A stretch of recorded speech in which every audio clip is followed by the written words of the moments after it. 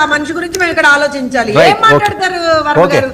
చెప్పండి. వద్దు అలాంటి ఒక నిమిషం వర్మ గారు, మీరు అసలు అలాంటి ఆలోచన ఏం పెట్టుకోవద్దండి. మేము మా పనులు మాకున్నాయి and we are very clear in our సిద్ధాంతం ఏంటి అని అంటే ప్రజలకి మంచి చేయాలనేటువంటి ఉద్దేశంతో ప్రజలు మాకు ఇవాళ రోజున అధికారాన్ని ఇచ్చారు. మేము ఆ అధికారాన్ని కేవలం ప్రజల కోసం మాత్రమే ఉపయోగిస్తాం. వర్మ గారు కీర్తన గారు, మీ వెర్షన్ ఏంటి? మొన్న కూడా మనం డిస్కస్ చేసాం. ఇప్పుడు డైరెక్ట్గా జగన్మోహన్ రెడ్డి గారి మీదకే వెళ్తున్నది అని ఒక మంత్రి మాట్లాడడం, ఎవరో ఏదో మాట్లాడారంటే అది వేరే అంశం.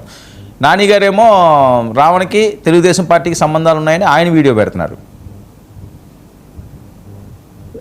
ముందుగా మీకు ప్యానెల్లో పెద్దలకి ఇందులో ఇంకొక కీలకమైన అంశం, పవన్ కళ్యాణ్ గారిని ఈగల్ ఆఫీసర్ కలిసేడట, అప్పటి నుంచి కేసులు మారినాయి అని ఇంకొకటి మొన్న కూడా మనం డిస్కస్ చేసాం, అది నడుస్తుంది.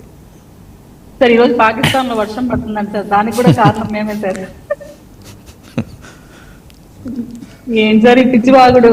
ఒకటైనా అర్థం చేసుకోవాలి, రావణ్ అనే వ్యక్తి పార్టీలకు అతీతంగా ఏదో ప్రశ్న యూట్యూబ్ ఛానల్ పెట్టుకొని అతను జీవనోపాధి కోసమో ఇంకోటో చేస్తున్నాడు అనుకున్నాం. ఫస్ట్ అలా అనుకున్నాం మేము.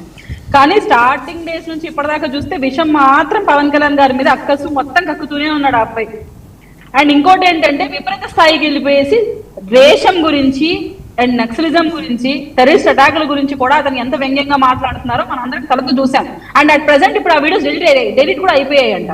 మరి ఎవరు డెలీట్ చేస్తున్నారు, ఎవరు అతను వెనకుండి మాట్లాడిస్తున్నారో అది వైసీపీ పెద్దలు చెప్పాలి. ఎందుకంటే వెనకేసుకొని వచ్చి ట్వీట్ల మీద ట్వీట్లు వేస్తూ ప్రశ్నిస్తున్నాం అని ప్రశ్న ఛానల్ సపోర్ట్ చేస్తున్నా వైసీపీ బ్యాచ్ చెప్పాలి. ఎందుకంటే ఒక దేశాన్ని, టెర్రరిస్ట్ని, నక్సలిజాన్ని అండ్ వ్యక్తిగత విమర్శలని సపోర్ట్ చేస్తున్నారు అంటే మరి వాళ్ళు వైసీపీ వాళ్ళ నాకు తెలియటం లేదు. ఇది ఒకసారి అర్థం చేసుకోమని చెప్పండి. ప్రశ్నించడం అంటే ఏంటి? వ్యక్తిగత విమర్శలు కాకుండా విధానపరంగా విమర్శలు చేస్తే, మేము అరెస్టులు చేస్తే మీరు ప్రశ్నించండి. అంటే ఫర్ సపోజ్ గవర్నమెంట్ లో ఏమైనా తప్పులు జరుగుతున్నాయి, నన్ను లేదంటే జోష్న అక్కను క్వశ్చన్ చేస్తే ఇక్కడ నాగార్జున యాదవ్ గారు మేము యాక్సెప్ట్ చేస్తాం. అదే వ్యక్తిగతంగా విమర్శలు దిగజారంటే అక్కడ స్టఫ్ లేదని మనకు అర్థమైపోతుంది. వాళ్ళ దగ్గర సత్తా లేకపోతే వ్యక్తిగతంగా మాట్లాడతారు. అండ్ ఇక్కడ పర్టికులర్లీ ప్రశ్న ఛానల్ నడుపుతూ రావణ్ అనే వ్యక్తి అలియాస్ బొచ్చల కూర జోసెఫ్ అంట ఆయన పేరు, ఆయన ఒక పబ్లిక్ మీటింగ్ లో ఏంటి minority Christianity SC ST meeting వాళ్ళని ఉద్ధరించి మాట్లాడడానికి వచ్చిన సభలో పెద్దల ఎదుట ఏం మాట్లాడాలో కూడా విఘ్నత లేకుండా చాలా నీచంగా దిగజారుడుగా పవన్ కళ్యాణ్ గారిని విమర్శించారు. సాటి జన సైనికురాలిగా, పార్టీ పర్సన్ గా అండ్ ఇక్కడ ఉన్న సొసైటీలో పవన్ కళ్యాణ్ గారికి ఎంత రెస్పెక్ట్ ఉంటుందో మీకు తెలుసు. అటువంటి వ్యక్తిని వ్యక్తిగతంగా విమర్శిస్తే వ్యతిరేకత రాదా, కేసులు పడవా? దీంట్లో ఫస్ట్ తప్పు ఎవరు చేశారు? ఆ తప్పును ప్రోత్సహిస్తున్న వాళ్ళు ఎవరు? మధ్యలో రావడానికి టీడీపీతో జనసేనతో ఏంటి సంబంధం? తప్పుని ఎండగట్టినది ప్రజలు, అరెస్ట్ చేయమని ఆర్డర్స్ ఇచ్చింది ప్రభుత్వం. ఎందుకు అట్లా వ్యక్తిగత విమర్శలు చేయకూడదు? కంప్లైంట్ రైజ్ అవుతున్నాయి, ఒకటి కాదు రెండు కాదు, దగ్గర 100 కంప్లైంట్ పైన వచ్చాయి. అతని పైన మనోభావాలు దెబ్బతిన్నాయి. అతను కనపరిచిన ప్రజలు ఎగరపడి కొట్టడానికి ట్రై చేస్తున్నారు. అంటే ఎందుకు అంత బాధ అనిపించింది ప్రజలకి? ఒక ప్రజానాయకుడిని అలా నువ్వు ఇష్టం వచ్చినట్టు సభ్య సమాజం సిగ్గుపడేలాంటి మాటలు, నీ భార్య పిల్లలు కూడా వినకూడని మాటలు, వాళ్ళకు నువ్వు చూపించుకోవాలని మాటలు నువ్వు మాట్లాడావు.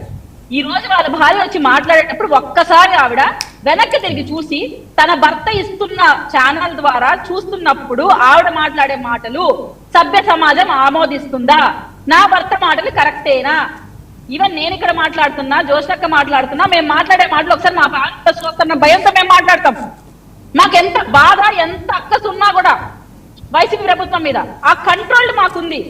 మీ భర్త అలాంటి మాటలు మాట్లాడుతున్నప్పుడు మీరు ఎప్పుడూ ఆయన్ని క్రమశిక్షణలో పెట్టకుండా, కనీసం ఆయన తప్పు మాట్లాడుతున్నారని చెప్పకుండా, ఇప్పుడు వచ్చి అన్యాయంగా అరెస్టులు, అక్రమంగా అరెస్టులు, అయ్యో అబ్బబ్బా అని ఏడిస్తే ఏమవుతుంది? అది కూడా ఒక స్క్రిప్టెడ్ ప్రోగ్రామ్ లాగా. బోరగంట అనిల్ వైఫ్ వచ్చారు, వరారెడ్డి వైఫ్ వచ్చారు, సేమ్ అంతే. తప్పులు చేస్తున్నప్పుడు భర్తలు సమర్థించిన వ్యక్తులు వాళ్ళు అరెస్ట్ చేయగానే వచ్చేస్తున్నారు. ఇది ఏ విధంగా కరెక్ట్? ఒకసారి రీచెక్ చేసుకోవాలమ్మా. మీరు మీ ఇంట్లో మీ భర్త ఇలాంటి మాట్లాడుతున్నప్పుడు సమర్థించచ్చా?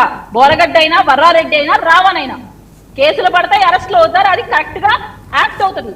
ఇప్పుడు వచ్చి మీరు ఏడిస్తే ఏమీ కాదు, కంట్రోల్ పెట్టకుండా. Okay, right. నాగార్జున యాదవ్ గారు, నాగార్జున వినిపిస్తుందండి?